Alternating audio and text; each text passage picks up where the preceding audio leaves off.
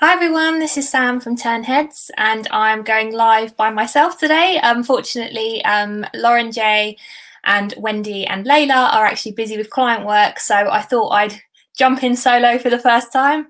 And today I wanted to talk about 3 practices that you can be having a go at now while you're at university that will kind of help your employability and also potentially client acquisition once you move into industry and kind of freelance work. So the first point I wanted to talk about today is time management. So what you could start doing now while you're at university is every project you have, just start making a note on certain tasks to figure out sort of roughly how long it takes you to complete them. So for instance, if you're in kind of a graphics-based course, you might want to just note down how long it takes you to come up with, say, 3 logo options. If you're a makeup artist, it might be how long it takes you to prep a model's skin.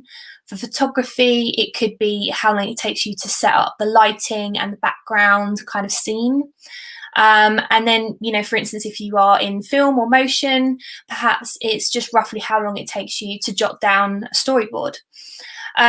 What this will do is it will basically help you to quote for jobs if you start doing freelance work effectively. So it makes sure that you kind of get what you do what you pay for, basically, and you don't end up kind of working all these extra hours and not really being compensated financially for it. It will also help you manage your time. So if you're going, for instance, into a studio environment, you're going to be potentially working on more than one project at a time.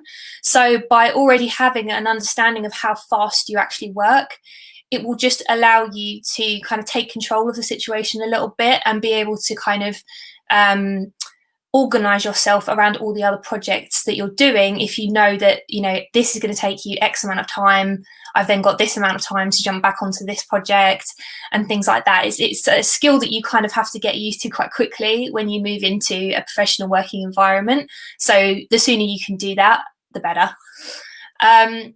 Number 2 is working in groups. So this will really help you to grow your soft skills. So just generally, again, time management comes into play, how often you're going to meet up, have meetings and go through what you've done.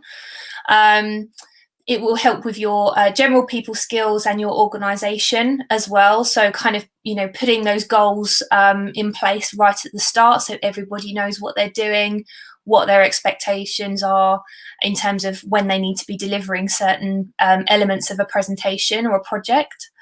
It would also help with networking. So, for instance, some of your peers that you're working with now could be your future contacts in the industry. So, get to know them, get to know your housemates, your classmates, and then also people on other courses in other kind of creative sectors. It also helps you to communicate your ideas because this will help you a lot when you go into sort of the interview process, kind of practicing chatting through your portfolio and your projects and why you've done what you've done.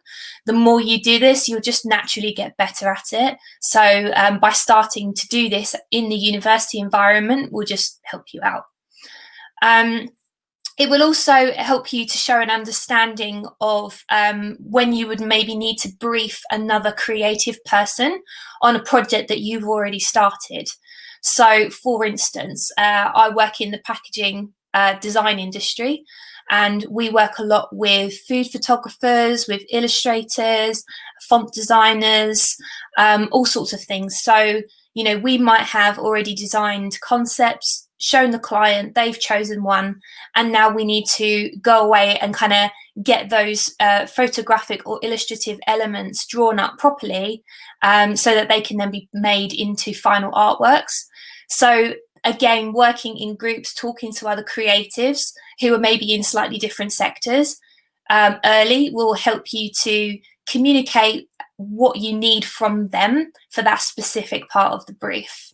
And again, you do that a lot in industry, in lots of different industries as well. So it's a really, really good skill to learn.